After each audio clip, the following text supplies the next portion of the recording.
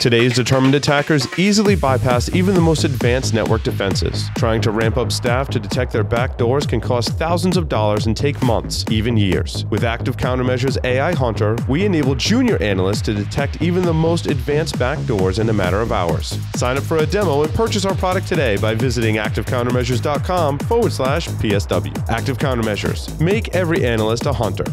The average time between being hacked and realizing you've been hacked is 1 year. Can you afford to let an intruder roam your network for that long? Can your company weather the fallout when this comes to light? Black Hills Information Security can find the bad guys in your network and train you to do it yourself. Email consulting@blackhillsinfosec.com to find out how a hunt teaming engagement can help you find a persistent threat in your network. Welcome back, everyone, to Paul's Security Weekly. Quick announcement: if you are interested in quality over quantity and having meaningful conversations rather than just a badge scan, Disney's Contemporary Resort is the place to be. April 1st through the 3rd, InfoSec World 2019. Make sure you join us there. I will be speaking. Lots of other really smart people, well, other people who are actually smart are going to be speaking too. The discount code is OS19-SEC-WEEK for 15% off the main conference or a World Pass. I don't remember exactly what a World Pass is. I think it's access to training and the part. I don't. You know what? We'll get clarification. Do you get to go all the way around Epcot? You go around the world. Is all I'm saying. It must be good because it's got the word world right. in it. It must be awesome. That's what it is. It must be good. And I want to welcome our next new sponsor that I'm excited about. Mostly because, I mean, I'm really like a Haroon fanboy, and I have a secret man crush. I guess it's not so secret now. SecurityWeekly.com/canary. That's right. The folks over at Thinks, Haroon Mir, who is wildly entertaining. Like, throughout the whole process, awesome. like, Haroon just had me laughing at like every other step of the way. It is very enjoyable to work with, so we're happy to have them on board as proud sponsors of Paul Security Weekly. Make sure you go to securityweekly.com/canary. You can register for a demo or trial of the Canary deception-based software. It comes in a little appliance. I mean, Haroon's going to come on the show and tell you about it. They've got free stuff, free things they do for the community as well. It's just really awesome. So welcome them to the Security Weekly family. Sweet. I mean, Haroon's really always been a part of the Security Weekly family. He was on for an interview when he was at a previous job at SensePost. Oh, yeah. He was on many, many moons ago. I think Days in My Basement. That's how long Haroon was on. So, wow, a long time ago. Hey, I just full screened you guys, and man, you look like you're right here in the room with me. I mean, I'm just Larry and I are really sexy. We know. Jeff, can we get on with the segment now? Okay. We've got to actually do something. We're going to talk about topics. I've got We're 7 talk about topics. Topics. I mean, these specific topics. That's right. These 7. Well, I have 7 questions in here. Did you want to start in a particular place? I didn't. Red pill, blue pill? I didn't. Joff, do you guys have a preference? Damon, pick a random number from 1 to 7. 5. 5. There's no such thing as random. The topic is, where should more effort be placed in a security program? Is it in the protection, detection, or reaction phases? All right, so is a randomly chosen topic. So the question, and I want to clarify. More than what? Disagree with the premise of the question, but so you guys reviewed these questions before the show, and this is where I want some more clarification. Who wrote this question? It says, where should more effort, or where is more effort? Where must more effort? Yes, I would argue detection. Okay, Larry's going with detection. What are the choices again? So the question is, Jeff, question 5 in the show notes. Where should more effort be placed in a security program, protection, detection, or reaction? See, I wouldn't answer any one of those personally. I would say design. I mean, that could almost fall in protection. Yep. I'd put that in protection. Then. What's the difference between detection and reaction? detection is when you're detecting something. Reaction is when you're reacting. Oh shit! I found something. Maybe I should have asked somebody else. It's like the lifelock. Reaction. Yeah, because you get the guy that says, "Oh, I'm a credit monitor. I'm not a or whatever." It's right. They I'm say, "Oh, reacting. yeah, you're screwed." Right. Yeah, Lee has a comment. That's what, to me, when I hear detection, that's what it's like. Yeah, you're screwed, and here's exactly how you're screwed. If I'm going to answer the question, I'd focus on protection, and that could very well be, that could very well be design. It could be deploying various security controls, but but I always say it's not an either or, right? It's not. You have to focus on all of them, but we should try to prevent what you can. If you really believe that like detection or reaction is more important, then do away with your firewalls, because that's what firewalls are doing, right? They're theoretically providing protection, but and I don't think anybody would do that. But it's not an either or discussion. But if I have to choose, it would probably be protection. But that we could debate about what protection actually is. It's a very poorly worded question. Yeah. Lee, it's my fault. Sorry. So I was thinking, what about level of caring? What commitment to actually impact security positively? Oh, he wants a give a fuck level measurement. Yeah. That's interesting, Lee, because not going to matter. Yeah, I mean, is user awareness or user security training, is that a prevention measure, protection? Is that more in the detection? Is there detecting phishing attacks, or are you responding to the incident because the user pointed it out? Is that a reaction thing? Again, it's a very weird question.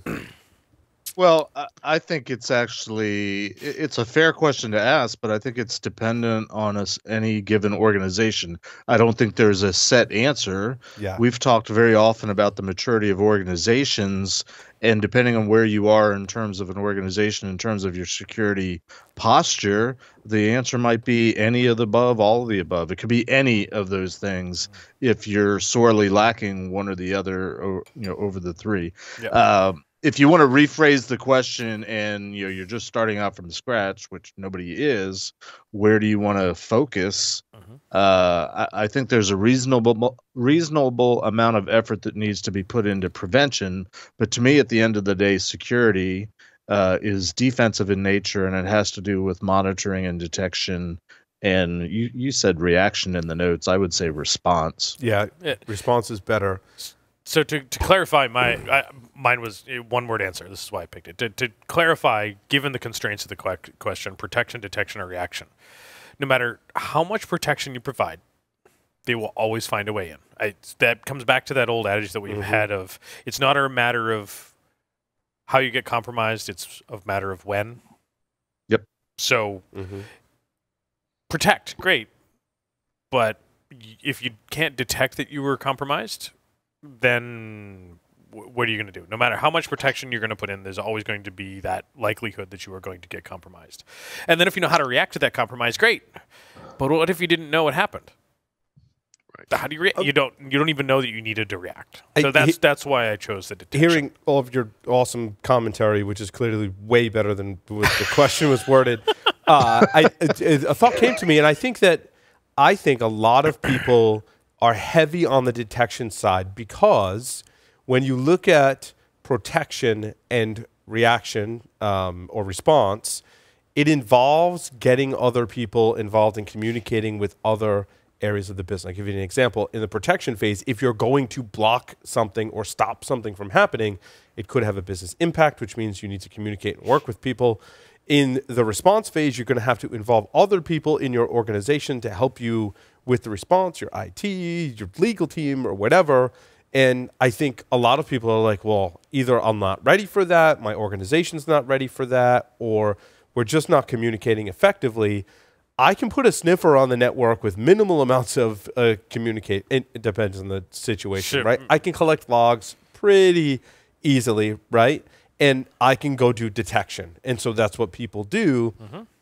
I think that the balance is kind of off in that scenario. I think, as others were saying, you need to have strategies in each, and solutions that or a process that covers all three of those areas. Well, I think we're probably all saying sort of the same thing, but I'll take a stab at restating it my way. In terms of protection, yes, you're always going to be vulnerable. You can't close all the holes. You can't keep ahead of the game. It's not a matter of if and when, like Larry said. So in that respect, there's a reasonable amount of you still need to do certain things to lower that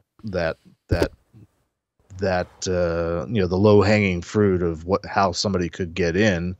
But again, I'd say the emphasis needs to be on detection, and in particular, if you're, not to mix metaphors or questions here, but if your security program is based on any sort of regulatory compliance standard, and that's all you're doing, and you're not meeting one or more of the requirements, or you're deficient or lacking in one or more of the requirements, it seems reasonable that that's where you should perhaps focus more of your detection efforts. If you can't close a particular hole, great, just monitor it more to make sure nobody's exploiting that particular hole that it's open. Yeah, and it's I think important. Yeah, and I think what Jeff's alluding to as well is that they build on each other, right? Like Jeff, you can't protect everything, but if you can protect a bunch of stuff, what you're detecting is a little easier because you're filtering out all that other stuff. And if you're doing a good job of detection, that feeds into response. You're not responding as much because you might be detecting things earlier before they're a huge problem. I'm detecting the first machine that gets infected rather than the 987th machine that got ransomware, which is much heavier on the response side. Jeff, I like it. Well, my point, to reinforce this for a minute, was the design comment was really about what I would call the good security hygiene practices. So if you design with prevention in mind, you can actually minimize the reactionary component of what you're doing. Now, I sound like an idealist when I say that, and it certainly is much easier in a greenfield environment to design infrastructure in such a way to minimize your reactionary component. But I would say that's extremely important if you actually want to be able to scale your defense side of your house. Final comments? It comes down to why. David. I mean, I think that to me, that is the, and it always, with all these things, what's the why for security and that's, we talk about, what's the problem we're trying to solve, but what is it that we're trying, what is it that we're trying to protect and why? And that, I think, will inform the decision about which one of those you focus on. And so, if you have certain critical assets that you need to protect because it's going to cost, because there's going to be, hard costs and soft costs as a result of those assets being compromised, then that's going to inform your decision about which one of those you're going to focus on. But it comes back to asking your why and figuring that out, and then based on that and then you figure out what the problem is going to solve, and then you figure out how to do it. It's kind of in that order, and then based on that you can figure out, okay, well I'm going to design the network in such a way that it's resilient to attacks, or if I can't do that because it's an existing environment and nobody wants to deal with security, then you're into detection and response, and that's but I think it starts from the why as to which one you do first. I know Damon is on the West Coast and probably it's still working hours, but he said resilience, and I kind of feel like we should make him drink. And if you can't do it now, make sure you do it later. I am drinking. He's drinking. I've got bourbon here. Oh, you're okay. Well, drink then. So I ran into a trap on the detection side, and that is that we run around and get everybody convinced to send their logs to the SIM so we can look at them, and then reviewing or responding became SCP, somebody else's problem. They didn't get the message that they actually had to have somebody looking at what was going on. So detection to me is very important. But if you don't have anybody watching the show, watching what's coming through, creating filters, you lose. Well, I would argue that you haven't, if somebody is not evaluating or reviewing what it is that the automated tools are collecting, I would argue that you haven't detected. Well, that's kind of my point. Thank you. Yeah, SIMs are where good logs go to die if nobody's actually looking at the logs. Yep, this is true. All right, Damon, pick another random number from 1 to 7 except 5. Yeah, 5. Let's do number 2. Stop saying random. There's no such thing as random. That was random. Pseudo-random. Pseudo-random. Pseudo-randomly or choose. Anyway, number 2. How does security impact privacy? Obviously, it does. It's another really poorly worded question, though. Hey, Paul, read it out loud. What is privacy anymore? What is security anymore? What is security and what is privacy? Give us a working I think back to my old definition. sysadmin days, right? And the reality is that as a sysadmin, we had access to all kinds of stuff, and we could go read people's files and emails and all kinds of stuff. Now, my thought process on that is I don't want to, right? If I don't need to look at something, I don't want to look at something. And even today, it's like I don't want to know. I mean, if I don't have to look at it, it's like I'd rather even not have access to it. But if I have to have access to it, I don't want to look at it unless I've got a reason to do it. Trust me, I really don't want to look at your goat porn. Yep. Exactly. Right. So I think, and that's where people I think sometimes get the heebie-jeebies about security is that it does impact privacy. If I install a piece of software on my own personal device that's a security software and it's controlled by my employer, then my employer can see what I'm doing. To me, some people look at that and go, that's a privacy violation. And that's so and I think with there's the other part of that is that if you're hosting stuff on the cloud, right, you're using Office 365 or Google or whatever, right, all of that data is somewhere else, and that's for an organization that might be a privacy concern that their data is now somewhere else, and that's so and now there might the security be better. Well, I don't know. The problem is with that, even with the cloud, you don't even know. You don't have as much assurance as to whether how secure that is. Yeah, I bet the data centers for Microsoft and Google and Amazon are all very very physically secure. But if you have bad credentials on one of those accounts, or you leave an S3 bucket open, then your data is full of goatsy and fail. Full of goatsy, huh? Yeah, full of goatsy and fail. And fail. And fail. That's important clarification. Well, the worst part of that scenario. I'm sorry. Go ahead. Is the goatsy or the fail? So I'm reminded of a quick. I'm reminded of a quick story that I got to tell. Paul has had this experience that I've had as well, and that is, can you actually implement security in a university environment? And the different experience, no. Larry. I thought this was going to go a different way altogether. Different experience. No. Thinking of something totally different. Well, it was just that one time at ShmooCon. I thought there was goat porn involved. I don't know. But I will tell you, from privacy impact perspective, those of us who've tried to do this in the past, and I'm one of them, implemented things like a perimeter web proxy. And one of the very first things that we discovered was the fact that the perimeter web proxy was logging some URLs of very questionable information. I'm choosing my words carefully. It was child pornography. We've all been there and assisted in those investigations. And from some very, very high-level individuals who had a lot to lose. And so that, to me, is a direct impact that once you see it, you can't unsee it. Nope. And I think that speaks to a little bit of what Damon was saying, and therefore it becomes a reportable event. And then things can get very interesting. Yeah, hold on, Paul. That's I think we've all experienced that in one way, shape, or form. But I would argue, for the sake of argument, that's neither a security nor a privacy issue. Well, I think that what I like about this angle is we're not talking about the privacy that every single article talks about today that talks about the impact of technology, right? We're talking about systems administrators and security engineers or architects, right, that have, because of your job duties, as Damon was saying, you have access to everyone's data. And you're trying to apply security. And what is the impact of those security controls or monitoring on privacy? I'll share a story at the university too, right? When I worked at the university and we talked about putting packet sniffers on the network, that was somewhat controversial. And to remind everyone that I'm a Unix sysadmin here. If I want to go look at people's files, I can go look at people's files. I can go look at people's email.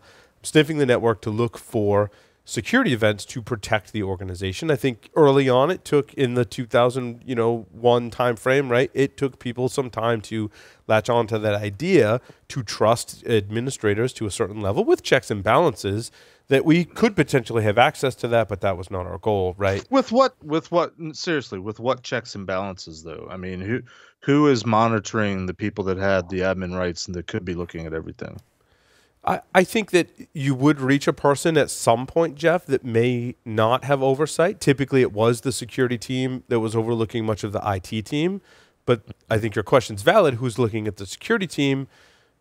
Oftentimes, they would report up to a senior person, and there would have to be some kind of checks and balances. Although I think you're right. I don't know how much oversight there is of security teams that have access to lots of data.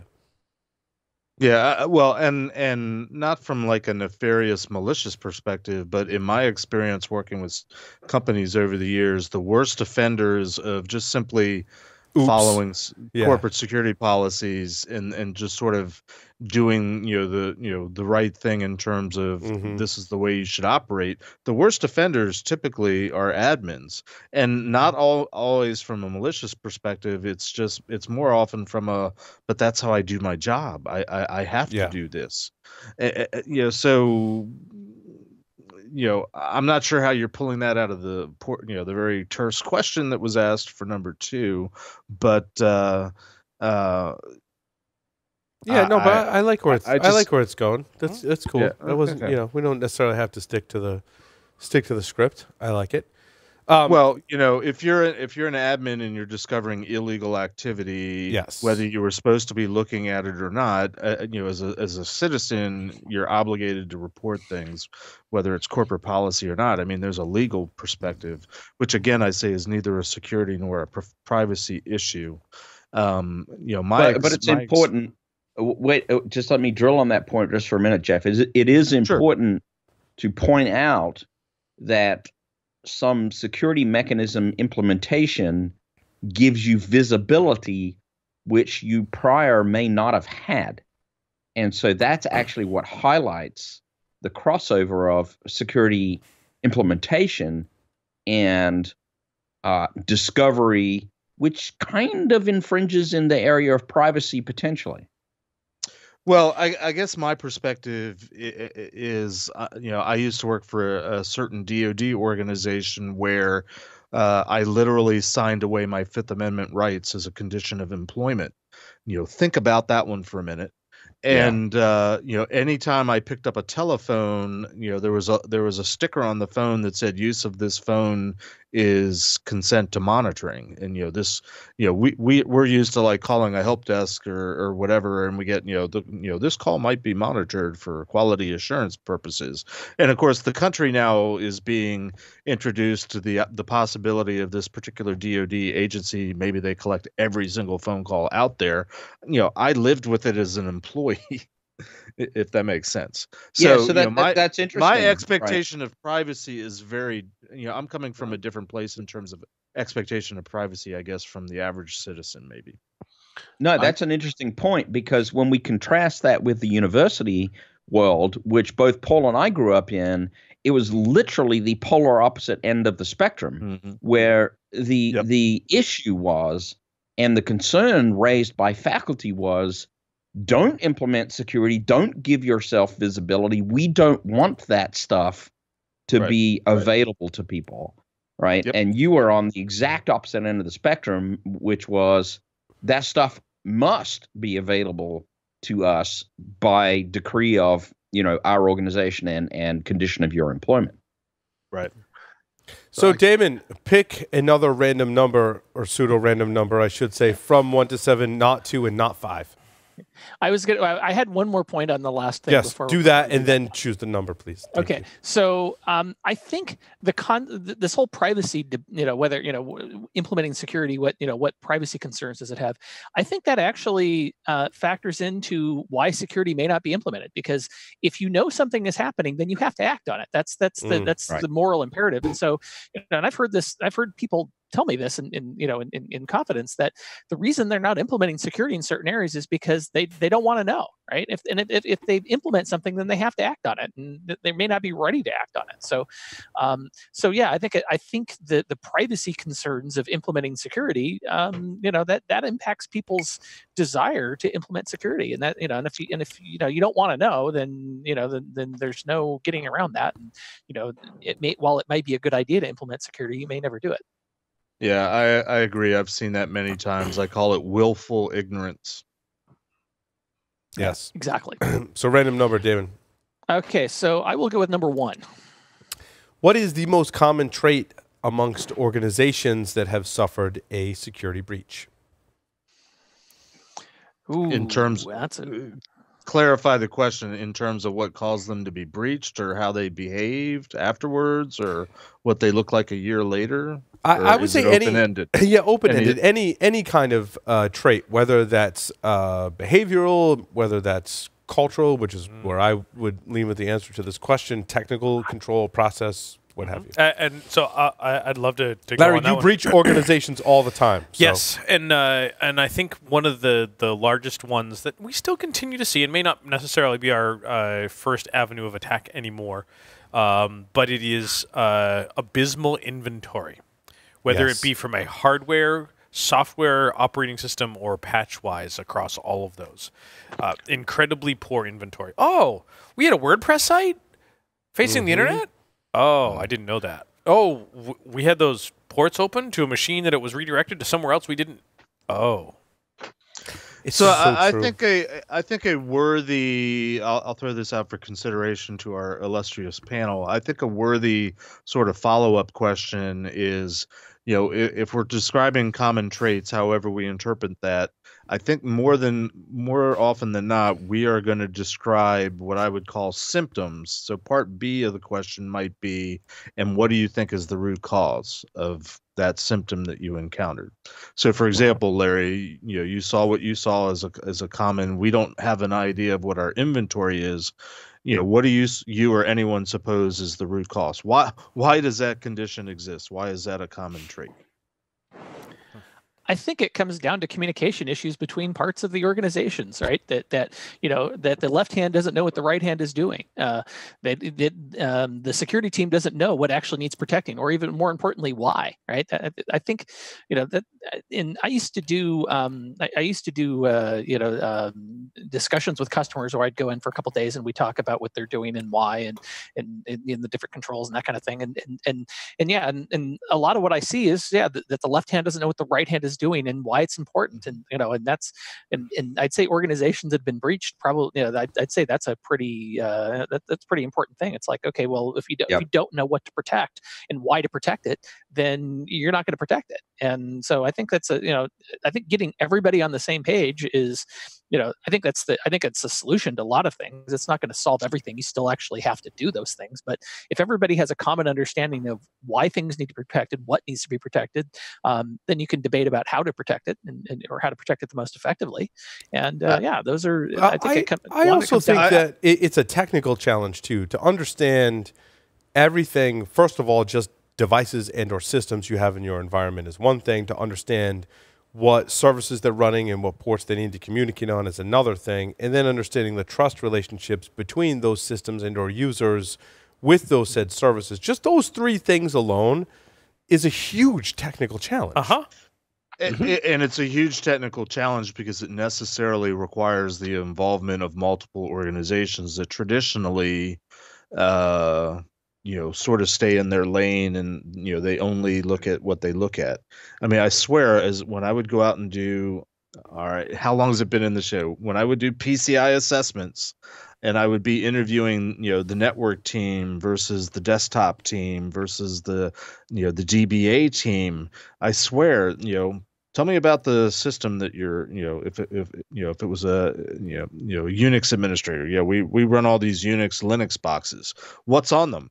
I don't care. I just keep the Linux box running. Right. And where does it sit on the network? I don't know. Or, you talk to the network people, what's on this particular segment over here that's labeled, highly sensitive. I don't know. They just tell me to set it up and I just do it. Even DBAs, what's on the database? I don't know. What's in this field, this database schema that you've created? What's this one that's labeled sensitive data? I don't know. They just told me to make it, 16 digits wide. Oh, okay. Might it be where the credit card number is stored? I don't know. So I was going to agree with what Damon said, but I, and we're talking about it, but I think a lot of the part of the problem is in the not communication. There's also a presumption that somebody else has got it covered. Yeah. No, definitely, Jeff. No, I don't have to worry about it because somebody else will. Yeah. That's a thing. So can I chime in on the question? And then I'd love to hear from Jeff. And then I'd love to hear from Lee. So yeah, I would love to hear from Lee too. I'll put my 2 cents in, and it sort of echoes Larry. I will say this: I can almost now predict in a pre-sales conversation how far we're going to actually succeed in a customer engagement just by the tone of the various players that are speaking to me on the phone. And I think Larry probably has a similar experience. And it really comes down to this: whether the organization sees itself as a cohesive whole in terms of its efforts with respect to risk mitigation and ownership of the assets and the information that they're dealing with, Jeff, or it sees itself as discrete, separate parts. Jeff, let me cut to the chase and ask you or Larry a pointed question, because I used to see that all the time back in my pen testing days. How much of your presumption, how much of your conclusion that you just referred to was based on the personality, the level of arrogance, the level of we got this. You know what I'm saying? Yes, just sort of that. I would say it was a combination, probably about a 60 to 70% weighting on arrogant behavior, perception, and probably another 30 to 40% on interplay of different players on the call. And to clarify, my experience was always the more smug and sort of cocky the company saying, "Oh, we're good," basically the more porous and open they were, and the ones that were more humble, like, well, we think we've done a lot, but we're just not sure, and that's why we've hired you to kind of look at things. They tended to be more secure. Is that also your experience? Absolutely right. Absolutely right, Jeff. I think that's still at play today. That exact thing. I just want to go skinny dipping in a sea of Lee. Let's do it. Let's bring on some Lee. So what I was thinking that the common trait was, and I keep hearing it, is the attention to detail isn't there. The organization doesn't know what's going on and how it ties to their mission and being successful. And I'm used to being so regulated that we had to have a direct tie to everything. I mean, heck, system administrators where I come from are subject to random polygraph exams or worse.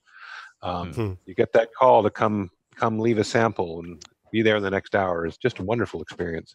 Or the proctological exam. That's right. The rectal probe's terrible. Yeah, well, as long as they combine it with the electroshock therapy, it's okay. Nice.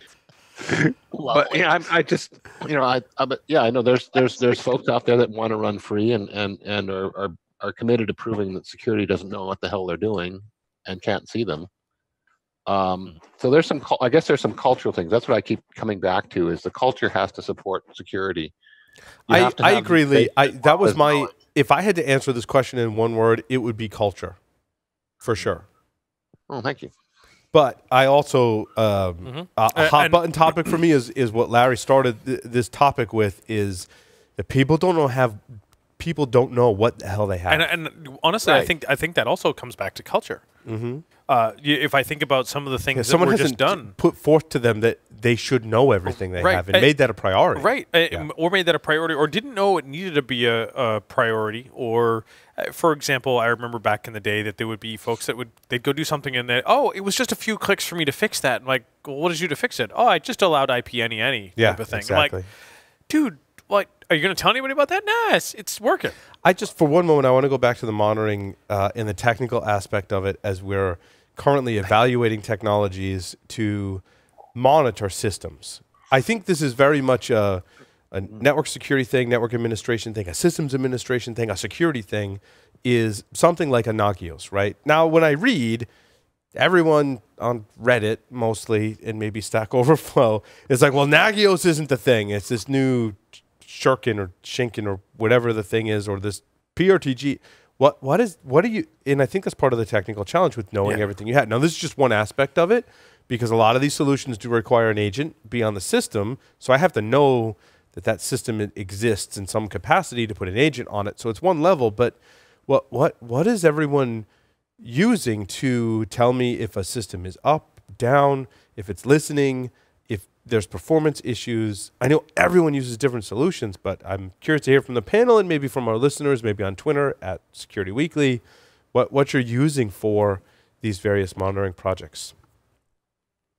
I think it ties into Larry's thing. The common traits among organizations that are breached are, I didn't know I had that, and I didn't know I had it until someone else owned it. I think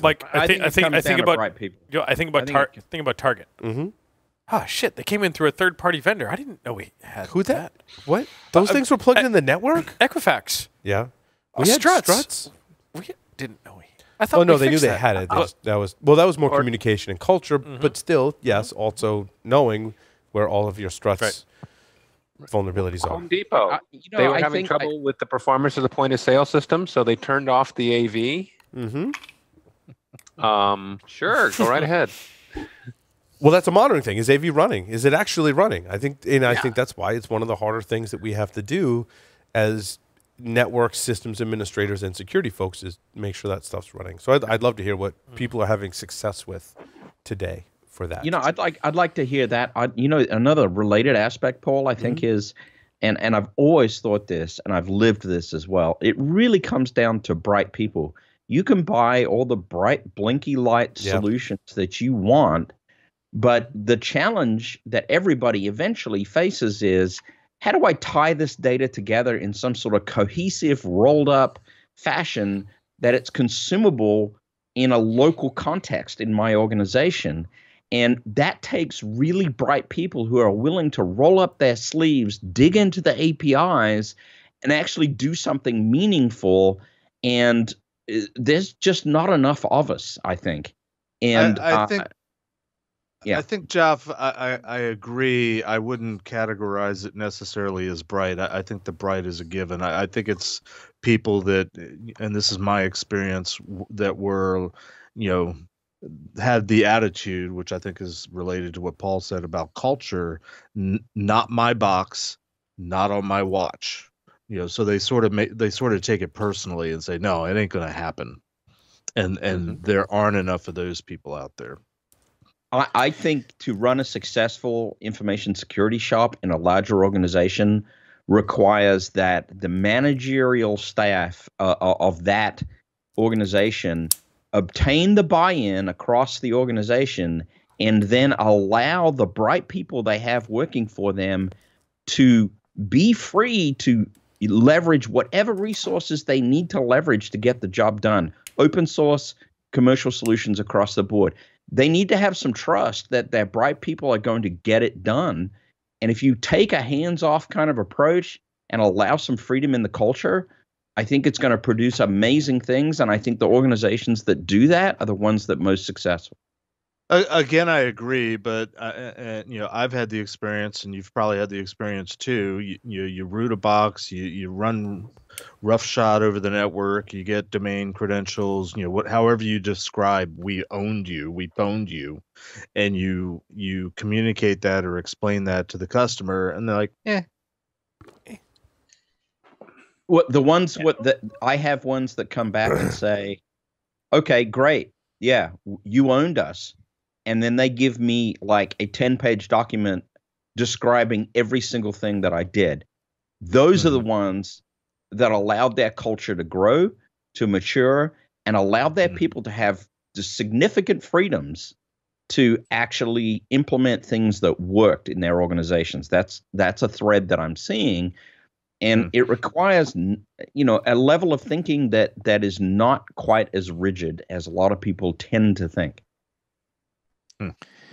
This is an area where security vendors, right? And this is we talk about consolidated solutions, and no matter what vendor you're talking about, this is where security vendors that have different solutions in different areas certainly can help, right? If all those components talk to each other rather than being disparate systems to begin with, it does make it easier. But I mean, the reality is that every organization uses technology from multiple vendors, as much as vendors might wish that you would use a single vendor for everything, but I think there's something to be said for picking a technology set and leveraging as much of that as you can, because it does make it easier. If I don't have to spend the time to tie these things together and look through the APIs and all that stuff, it makes it makes the job of making all those things talk to each other a lot easier. And that's something you gotta there's something to be said for that. But again, every organization is different, and implementing, say, a consolidated solution in a large organization is a challenge, because you've got all these silos that just don't naturally talk to each other, and so it's getting everybody on the same page is a challenge. And again, I think it comes back to what I originally said was the issue is that you got a lot of parts of the organization that just don't talk to each other and don't want to talk to each other, it comes back to the Phoenix Project, right? Yeah. I mean, it truly comes back to the Phoenix Project. Always does. Those people that understand the business, those people that form the lateral relationships across the organization and can actually get buy-in from people that are completely unrelated to IT, from people that are performing some business-focused function, those people that can form those relationships that are IT security managers are always going to be the most successful.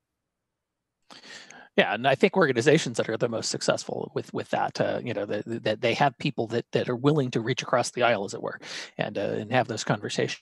Because I think, I think for us as security professionals to be successful, we have to be willing to reach across the aisle and understand the problems from the other person's point of view. And that's I think in the organizations where again we have come back to the original point is that we don't if we're not the organizations where there's breaches, I think that's the issue. Is in a lot of the cases is that the organization's not talking to each other. Right. To go back to the question, and based on what you guys are saying,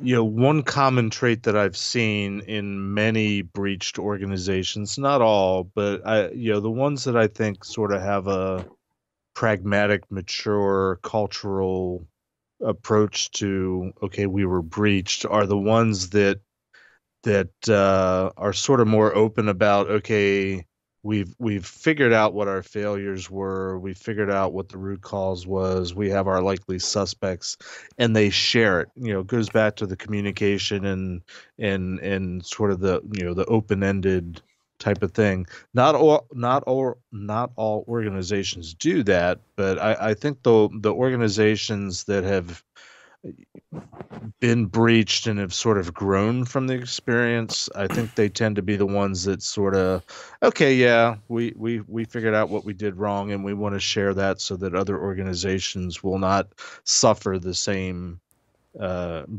same consequences or the same pain that we have, or at least not in the same way.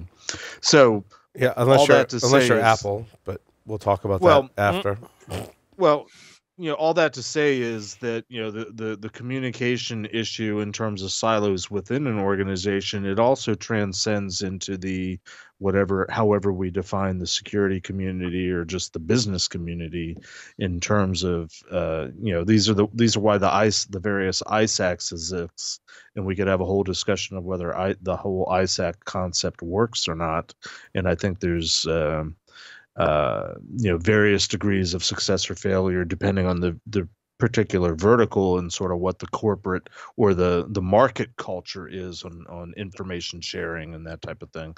So, but one thing that's important, I think, as security professionals, the people that I respect, the people that I think that are doing the right thing, the bright people, as Joff describes, they move beyond the immediate business return, the immediate, who are the competition, should we really talk? Should we really expose ourselves? They're really interested at the end of the day in terms of security, in terms of doing the right thing, in terms of education and sharing and sort of expanding the knowledge of security in general to as many people as possible. Sort of not at the expense of, but sort of putting aside sort of the corporate business sort of barriers that would ordinarily be put up. For example, Paul, when you and I were at Tenable, we hung out with people that worked at Qualys, worked at Rapid7. We were friends, we're professionals, and we would sort of set aside our, we're Tenable, we're not supposed to talk to people from Rapid7. What would our management think? You see what I'm saying? Yep. The security professionals that I respect are the ones that sort of have the ability to set aside sort of the corporate persona, what's right from a business perspective, and just do the right thing. I like to call it, since we're sort of in the Christmas holiday season, the Miracle on 34th Street. If you ever watched the movie where Santa Claus sends people to Gimbals, the competition, because they've got the fire engine that the mom is looking for the kid, and Macy's doesn't, not because they're trying to throw business at Gimbals, because what's important is that the kid gets the fire engine that he wants, and Macy that realizes that even though you sort of lose in the short term, you're winning customers for life. You're gaining trust and respect, and we should talk about trust and respect as part of this conversation at some point. The greater picture is the greater good of humanity, mankind, the business, the industry, security, because you're doing the right thing versus what's best in the short term. Yeah, and I do this in the vendor side of things. I mean, I've done this, right? This is, and I've been in many roles, and even in my current role in the community, doing community stuff. Customers will ask a question, and they'll say, okay, I want to do X, Y, Z, whatever that is, and I look and I go, well, we don't do that, and I'd rather than like beat around the bush and tell and give the, oh yes, we can do anything, right? Which is sometimes you get that in a sales conversation, like, oh yes, we can. Yep. I'd rather tell a customer. Yep.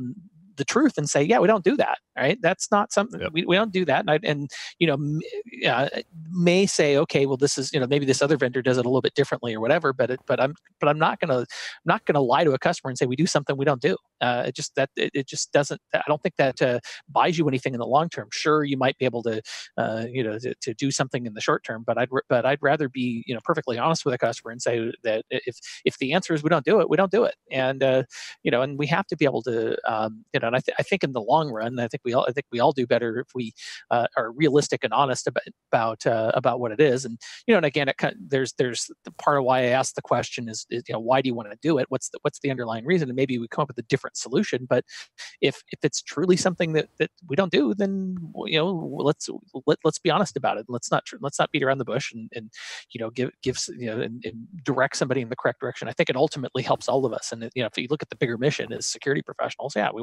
we want people to do the right thing from the security perspective. And so if the wares that we're selling aren't the right wares, then that's that's on us as a vendor to fix. But it's also we need to tell people that this is not what we do. I want to move on to question number 6. With this topic, does compliance hinder or enhance security, and why? Can I say it? Can I say it? Can I say it? Can I say it? Say it, Larry. Say it. Jeff. PCI. Oh God, here we go. God damn it! Now I'm on a bourbon. Sorry, I had to. I got a lot of the bottle left. Damn it. Sorry, I had to. All right, next. I mean, whoever else wants to speak. So what I think about regulations, right, or your compliance or whatever, it gives you a minimum sort of standard to follow. And if that's all you're aiming for, then you're gonna get the minimum level of security, right? And so it might be a good baseline, but you should be achieving above and beyond that, right? It's with the PCI and the whatever other compliance regulations you have to do, that should be that should be your floor, right? But you should try to reach higher than that. And so it's I think it's if you're not meeting the PCI standard or whatever the standard is, you've probably got a whole bunch of other problems. So it's but I think it's not about the regulations themselves. I think it's the fact that we use them as the ceiling rather than the floor. Mm-hmm. And I honestly think that those regulations should be the floor rather than the ceiling should be much better security than what the regulations dictate. Damon, you ignorant slut. Oh my God. I'm glad Jeff spreads the love with that comment, because some people don't get the reference, and we're all of us on this are old enough to know what that means, and I appreciate it. I mean, no. Oh God, that's wonderful. That is the classic. We're dying here. We're dying. That is the classic vendor conversation about PCI or regulations or compliance in terms of it's a bare minimum. I object in terms of I've had so many customers that actually try to follow the PCI standard and struggle to actually meet everything that it says to do, because PCI, which is different from all the other compliance regulatory standards, is a pass-fail. It's 100% or zero type of exercise if you're doing it right. PCI, while I'm recently back into PCI from the perspective of more advisory, trying to help my clients do PCI the right way or prepare themselves to do security. But my perspective is always, be secure. And if you're secure, we'll make the PCI work. And there's too few people that are, I think, capable of making that intellectual leap, if you will. But to answer the question from a PCI perspective, does compliance hinder or hurt? There's a lot of companies out there that need to do security that have never done security. It's not part of their DNA. It just wasn't part of their corporate culture, to use the word culture again, until they got on the internet and started using the internet for everything. And all of a sudden they had to start thinking about security. If it wasn't for PCI, they wouldn't be doing security. And if we think there's enough, so many breaches now that are occurring that have to do with payment card data, imagine what the world would be like if that wasn't the case. Where I think the problem is, to try to extend beyond PCI, where I think the problem is with compliance is every other compliance standard. And I was having this conversation last night with some people that we were talking about the NIST cybersecurity framework and a few other things. Most of the, especially sort of government or quasi-government organizations that put out these kind of standards, it tends to be, here's might be great stuff, great content. Here's everything that you could possibly think of in terms of what you should do from a security perspective in your organization, from physical processes to devices, every type of device, every type of system, every type of OS. This is what you need to do. And they kind of throw it out there. And we were talking about this last night. The missing ingredient, the missing link very often is somebody in the organization that can take this document, this standards, this framework, this best practice, this compliance standard, and say, what of all these comprehensive things that should be done from a security perspective makes sense to our organization, are things that apply to our organization? And of course, someone made the comment, well, isn't that what we hire E&Y to do? Which unfortunately, too often, the answer is yes. So my general statement would be, if it wasn't for compliance and regulatory standards, many institutions and organizations that exist in our world, many vertical markets simply wouldn't do security because it's not part of their DNA. It's not that they wouldn't do it because it would help them, but they wouldn't do it because they don't have to. So if nothing else, I'm not saying it's a good thing or a bad thing, but compliance and regulatory requirements makes companies do security because because otherwise they wouldn't do it, and that's the reality in the non-DoD, So Jeff, I think that compliance regulations in general are a double-edged sword. I think that the goal that many regulations have is to, very high level, make the world a better place, protect the greater good. In PCI's example, the reason we have that is to protect cardholder data, right? Which, by the way, is a no, that's not the reason it exists. But keep going. But there is a level of protection, right? PCI, you could say, was created to gain some level of protection to make the world a better place. The flip side of that is money.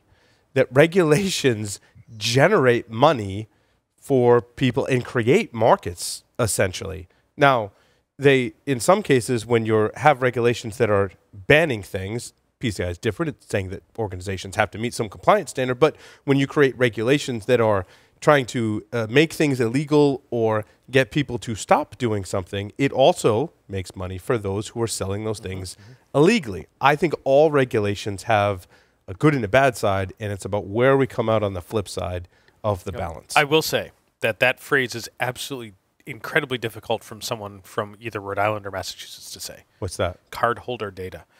Cardholder data. Cardholder data, that's easy. I have that Australian park the card, Harvard Yard cardholder data. No problem. Well, mate. And so, Jeff, now was your point was that PCI doesn't necessarily protect or designed to protect cardholder data, but more so the not even the merchants, right? But the credit card providers. Is that you touched on it, Paul, in terms of money. PCI, which has been around for 15 years now, came about because the card brands were tired of having to foot the bill for replacing all the consumer cards when a breach occurred. So they came up with this program of sort of sharing the love. If you're a merchant and you're the one that's responsible for the compromise of our credit cards, guess what? You get to pay for the replacement costs. Right. When PCI first came out, and I'm using it to prop up my laptop. I actually have a copy of version 1.0, but it's hard copy. And now it's all the only thing it's good for is propping up your laptop. Pretty much, yeah. When it first came out, the way it was presented to me was, this is a way for merchants to do some basic level of security, and it was not, this is what you need to do to PCI specific systems, and I would disagree with the way the PCI is implemented right with you. But the standards and the requirements themselves, they were presented to me as, this is how an organization that happens to be a merchant should be doing security. So this is supposed to be a measure of their security program as it pertains to a specific type of data. But these companies, and I'm generalizing, far and away didn't have a security background. They'd never done security before, other than, please forgive me, but the vendors came along and said, you're going to connect to the internet, you need a firewall. Check Point is the #1 firewall. You should use that type of thing. You knew that. Okay, wait, I've got an admission to make. Okay. First of all, Jeff, record this in your brain. PCI was very useful to get people off the sidelines. There's no doubt. Oh, absolutely. Absolutely. But what Jeff was talking about some of the other markets that it created, not just for security vendors, but services companies that now had to perform services for these companies that needed to be compliant, as well as basically spreading the bill for all of these breaches across, not just for the card, what do you call the card people, the people who make the credit cards? The banks. Issuers, thank you.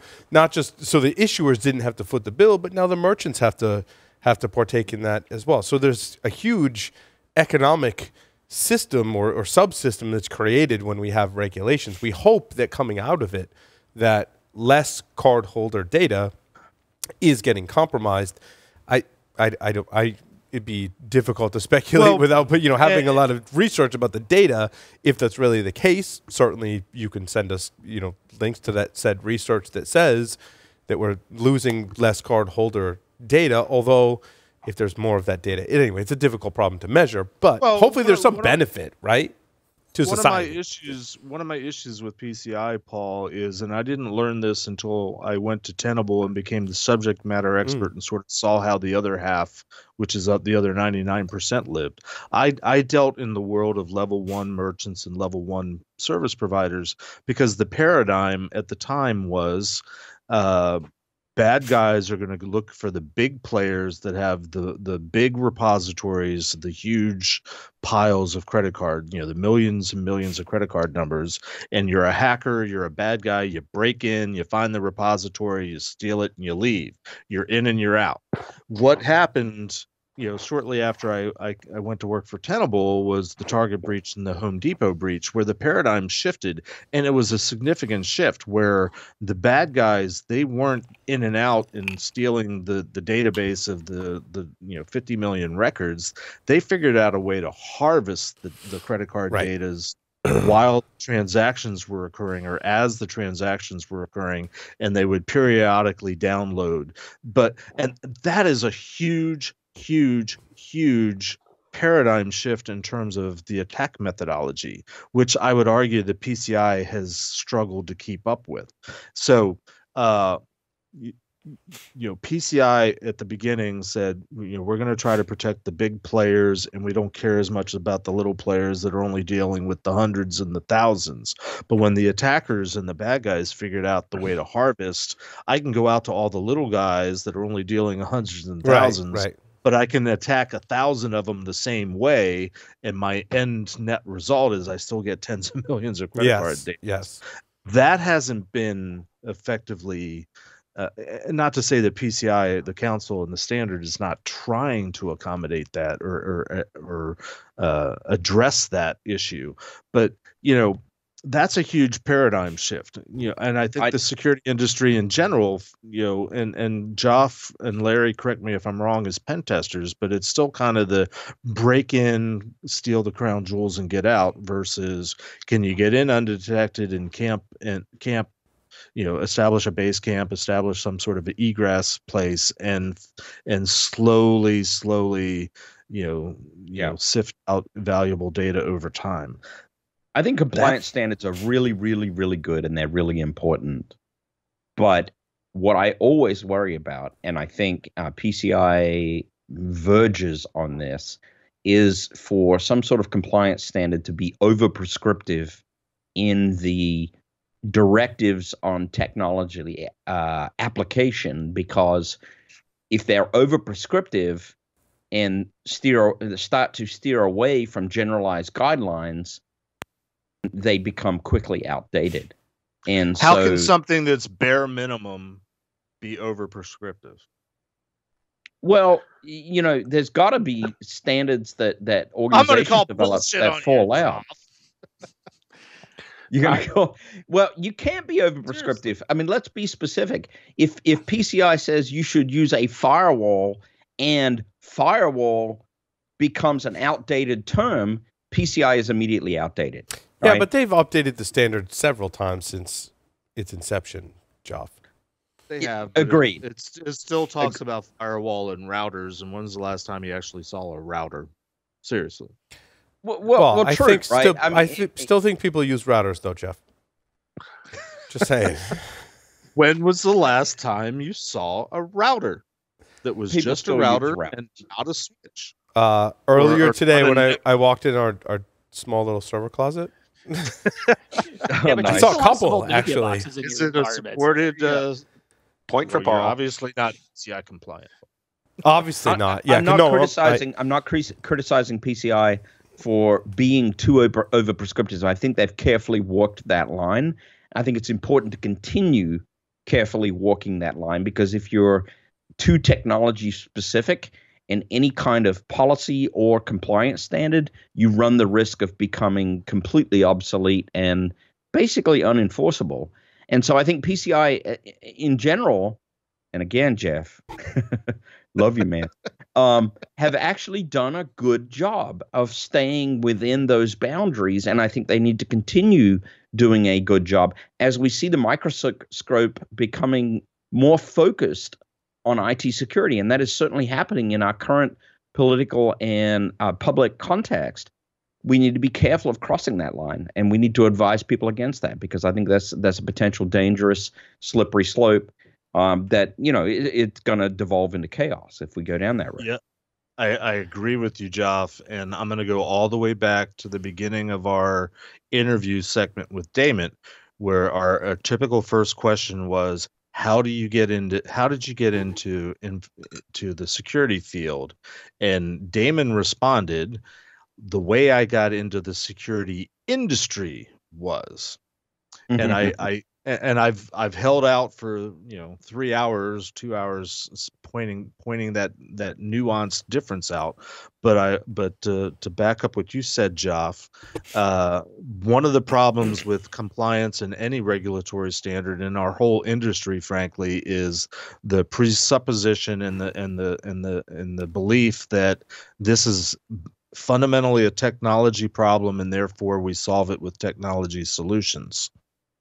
Right. What PCI has attempted to do, and I hate it that when they come out with a new version of the standard, it doesn't change as much as I think it would.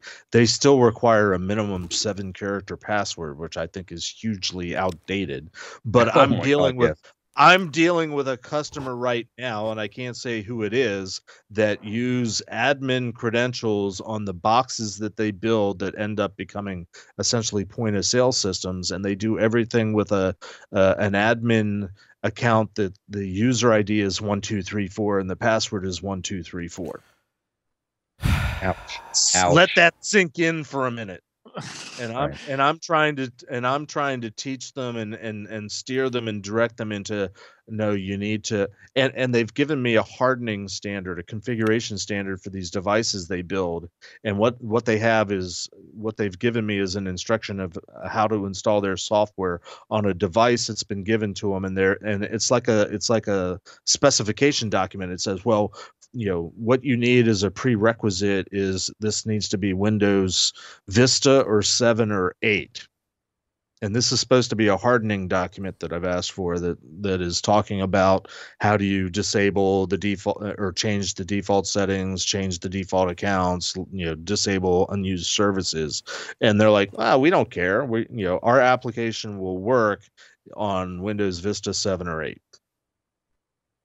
Absolutely. I mean, I think it highlights the fact that policy and compliance documentation is very, very difficult to craft, because to try to steer away from very specific technology statements is A, a huge temptation, but B, is very easy to fall into, but C, it shortens the life of the document. So the challenge is massive, right? And it's actually, to be honest, I think it is going to be the biggest 21st century challenge we have across the board with regulation and compliance statements, and that is how to write these things in a technology neutral fashion that actually mitigates business risk and doesn't specifically reference technologies of the time. It's a really big challenge. I want to go give Damon the floor, because I didn't really want to plug the Checkpoint community, but also is stick up for some vendors that, of course, they're using compliance as one of those things to help sell solutions to people, and the good ones are providing solutions that actually solve people's problems. I think compliance, one of the benefits is they bring those people that maybe never look at a security solution and get them adopting something, and hopefully the vendors are solving their problem if they're doing it right. Damon, over to you. Yeah, I think that we're regulating. I think just to kind of summarize where some of the where the regulations fail is they prescribe how oftentimes and not necessarily why or what, right? What's the goal, right? What's the problem we're trying to solve with the regulation? And for some organizations, a particular regulation may not make sense because that's not part of their business, right? And so you have to be able to take a regulation or requirements and be able to put it into context and be able to say, okay, well, in this environment, this doesn't make any sense because it's not not a part of the, it's not something that we do as an organization. So it doesn't make sense to comply with a regulation about it because we don't do that. But again, and I think that's where a lot of the regulations maybe need to be improved is the why and the and the what, right? And maybe not get in so much into the how. And yes, I mean, that's a very challenging thing because the how is going to change, right? I mean, the how has changed in 20 something years, and God, who knows what, in another 20 years, what is it going to, the how is going to be completely different. I mean, my mind is boggling at all the things that have happened just in the last 5 years with where my data is and how do you secure it when your data is somewhere else or I don't even know where the data is. So how do you secure it? I mean, so that there's, but you still have to come back to the why and the what, right? And then you can figure out the how from there. But I guess if you're an organization trying to do it like a build document, you need to get into the how. But yeah, it still seems like all the regulations should start with the why and the what, and be minimal on the how. And Damon, sorry, to close out this segment, you wanted to make a plug for your wonderful community where you help people. Yeah, I should do that. I feel like when we got to the end of my interview, I'm like, oh crap, we didn't plug the Checkmates community. So phoneboy.com 2.0, as I jokingly refer to it, is community.checkpoint.com, and it's our user community. You've got people that are Checkpoint employees, you've got partners, you've got customers. All sharing and collaborating, and we're companies using the community to talk with our to let them know what we're doing, early availabilities and making and getting their feedback and working with them on issues and so on. And this is what I'm doing. This is why I'm traveling. I mean, we're doing local user groups all over the place. We've got I've got a partner in Europe that's also helping out and also doing doing local user groups there. And so we're kind of going all over the place and trying to helping customers solve their Checkpoint problems and talk about best practices and that kind of thing, and getting to what's the problem you're trying to solve, and here's how to do that. And everybody's different, and that's I'm having a great time doing it, and this is what I'm doing. And so if you are still using Checkpoint in some capacity, this is a resource you can use, and you'll see me posting there all the time. So check it out. But that's what I'm doing these days. Damon, thank you so much. Thank you, everyone. We're going to take a short break. Come back with the security news for this week. Stay tuned. Hell yeah.